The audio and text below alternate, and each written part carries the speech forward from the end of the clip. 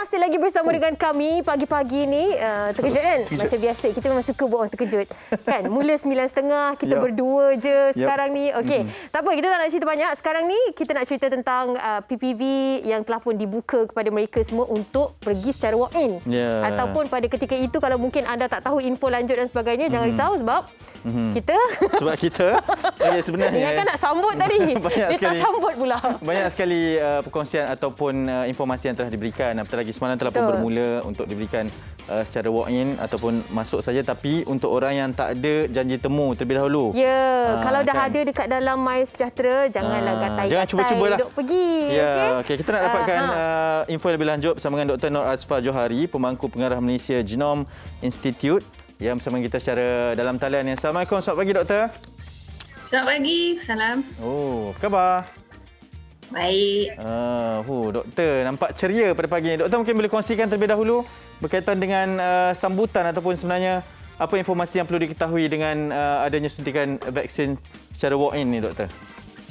Okey, seperti yang telah diumumkan dalam berita semalam lah, kita dah tahu ada 9 PPV yang available untuk walk-in bagi rakyat Malaysia yang masih belum mendapatkan sesi temu janji untuk vaksin masing-masing kan. Okey, jadi saya rasa dalam kesempatan ni rakyat Malaysia yang masih belum ada temu janji, kita minta untuk gunakan kesempatan ni dan dapatkan vaksin masing-masing pada tarikh dan di lokasi PPV yang ditetapkan. Okey, katanya selain daripada kad pengenalan, pastikan aplikasi MySejahtera tu sentiasa update dan sebagainya. Kalau ada rekod kesihatan juga diminta untuk dibawa kan, Doktor? Ya betul. Ya betul.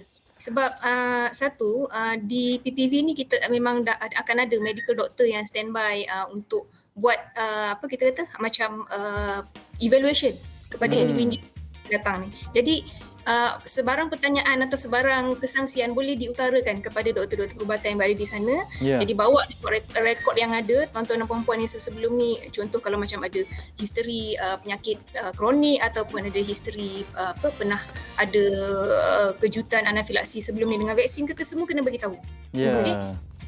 Okey, Doktor, bila dia dah bermula ni, apa yang mungkin nak ditambah baik dan nak dipesan kepada mereka yang ingin pergi ke mana-mana PPV yang boleh di-walk-in? Okey, kalau untuk walk-in ni, satu saya minta untuk semua rakyat Malaysia first kali untuk patuh kepada SOP lah.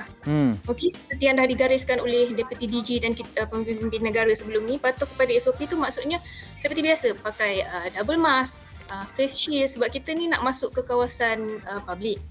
Alright, lepas tu kita akan ada dalam satu ruang yang bertutup. Jadi penting untuk kita jaga selain daripada protection untuk diri sendiri, lepas tu penjarakan sosial, sentiasa cuci tangan. So benda-benda macam praktis yang kita kena yang perlu dipatuhi lah untuk setiap walk-in.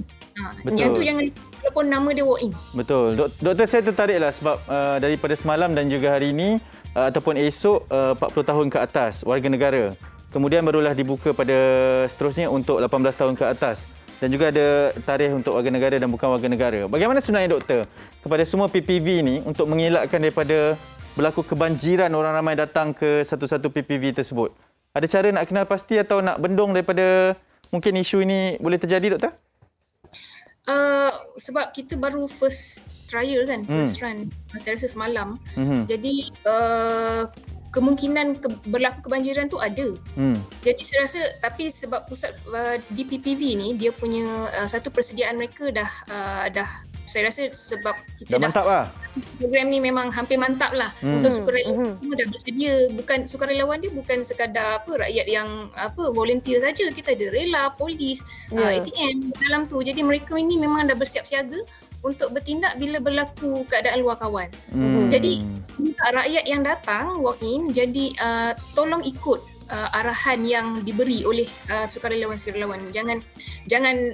Jangan go against apa yang dikata lah. Kalau dia kata beratur, okey, follow. Okey. Ada tak apa-apa lain yang kita perlu tahu? Macam contohnya kita perlu pergi ke kawasan Lembah Kelang, membuktikan yang kita bermastautin tetap di situ dan sebagainya, Doktor. Yang itu memang dah dinyatakan dalam syarat. Jadi untuk penduduk Lembah Kelang, kita telah diminta untuk sediakan bukti yang kita menetap di kawasan berdekatan. Betul tak? Betul. Contoh bukti macam bilair macam itulah, Doktor, ya? Betul, ya betul. Okey.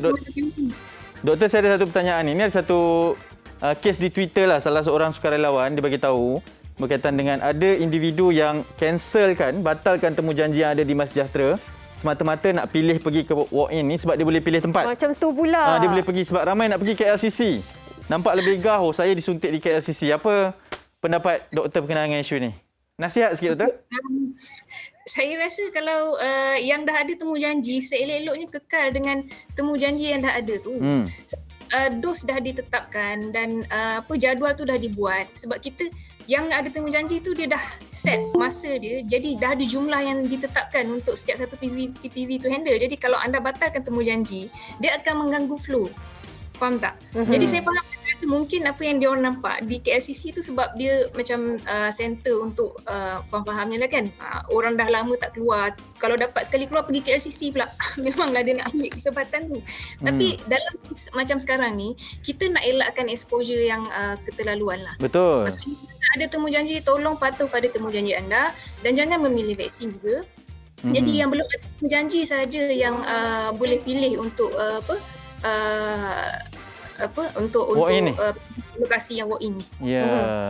Okey, antara lokasi yang sekarang ni dikatakan ramai pastinya di KLCC lah ya. Saya rasa mestilah kot sebab KLCC. Sebab dia KLCC. Okey, ada tujuan lah sebab kita tanya berkenaan KLCC ni. Sebab kita nak kongsikan semalam rakan wartawan kita dah pergi dan meninjau keadaan di sana. Jadi kita saksikan terlebih dahulu berkaitan dengan perkongsian ini. Selaras dengan usaha kerajaan untuk memastikan negara mencapai imuniti kelompok, program pelaksanaan vaksin secara walk-in atau jumpa terus ini dilihat sebagai salah satu usaha yang terbaik. Bermula semalam, pusat pemberian vaksin KLCC antara lokasi vaksin walk-in yang mendapat sambutan menggalakkan. Pemberian vaksinasi secara walk-in ini kita allow warga negara kita untuk walk-in yang mana yang 40 and above right now with comorbids yang tiada appointment, yang tiada aplikasi MySejahtera, yang terlepas temujanji untuk datang mendapatkan vaksinasi di PBV 3 KLCC lah. Pada 2 Ogos sehingga 4 Ogos kita akan buka walk-in untuk 40 tahun ke atas atau dengan atau with comorbids lah. Vaksin ni yang ada comorbids, ada penyakit kronik ke apa. Selepas itu 5 hari bulan Ogos sehingga 22 Ogos kita cater untuk vaksinis yang 18 tahun ke atas. Peruntukan per hari setakat ini adalah 3,600. Tiada aplikasi MySejahtera yang dah terlepas temujanji atau yang ada kekangan sewaktu temujanji diberikan untuk datang. Yang tu memang kita bagi masuk walk-in hari ini lah. Kita nak reach out to those yang ada difficulties untuk dapatkan appointment atau ada difficulties untuk datang ketika appointment diberi. So Alhamdulillah today a lot has showed up and we hope that kita akan dapat more vaksinis rakyat Malaysia yang datang untuk get themselves vaccinated dekat sini. Memang saya tak sabar untuk suntikan ini Ali.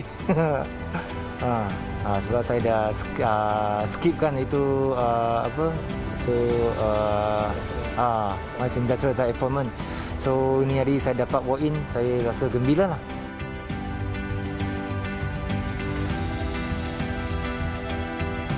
Alhamdulillah lah, rasa macam selamat lah apa nak buat. Kita terpaksa lah. Tak ambil pun susah juga. Kalau ada vaksin pun kita ada protect sikit. Sebab dah lama tunggu dah, pada awal lagi tak dapat kan. Jadi anak kata jom kita pergi walk in je lah, senang dia kata. InsyaAllah lah dah dapat dah. Alhamdulillah.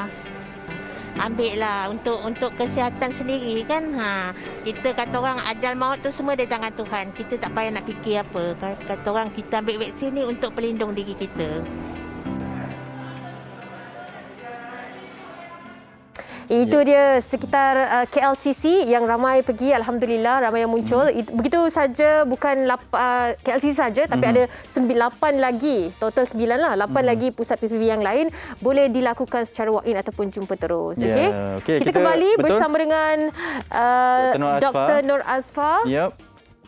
talian bersama dengan kita. Doktor, mungkin melihat kepada perkembangan tadi, ada sedikit nasihat yang ingin diberikan kepada orang ramai, terutamanya mereka yang ingin datang secara walk-in terlebih dahulu mendapatkan suntikan vaksin ini. Silakan doktor. Okey, kepada semua rakyat Malaysia yang nak dapatkan vaksin secara walk-in ni, satu yang saya pesan, sila protect diri anda, iaitu pastikan anda memakai face mask 2 layer, face shield, okey, dan juga pastikan makan dan minum yang secukupnya lah sebelum vaksin tu. Sebab tu penting jangan pergi dengan perut kosong juga. Okey. Lagi satu, kalau ada yang berdebar-debar tu, tarik nafas dalam-dalam. Okey, bawa. Betul lah, ini penting Betul. Yes, Ini sangat penting ya.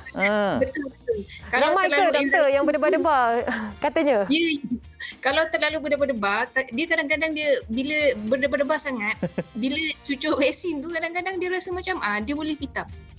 So dan satu hal lain pula kan? Satu masalah pula. So bawa bertenang, tarik nafas dalam-dalam dan anggap sebab vaksin ni sebenarnya dia just untuk menyediakan diri kita untuk berhadapan dengan risiko COVID di luar sana. Menarik. Ya. Betul. Siapkan diri kita sekarang. Betul. So ramai yang ambil dan ramai yang survive, insya-Allah. InsyaAllah. Okey doktor, terima kasih banyak-banyak doktor. Kita harapkan usaha ini agar mendapat dipermudahkan dalam segala urusan, insya-Allah. Doktor, terima kasih. Assalamualaikum. Saya yang berdebar dapat nasihat daripada doktor ni tadi. Okey, sebab kita awak dah lengkap 2 dos, tak payah nak bila dia cakap macam tu, betul lah, berdebar ni dia Betul. boleh menjangkitkan ke orang sampai yang nak cocok tu pun berdebar. Okey, kita baru bincangkan kan topik ni kan. Tadi Dr. Nur Azfar Johari, pemangku pengarah Malaysia Genome Institute, berkongsi dengan kita tentang PPV walk-in. Ataupun jumpa terus ni, sama-sama kita manfaatkan apa yang dah lakukan dan mencapai herd immunity ataupun imuniti kelompok.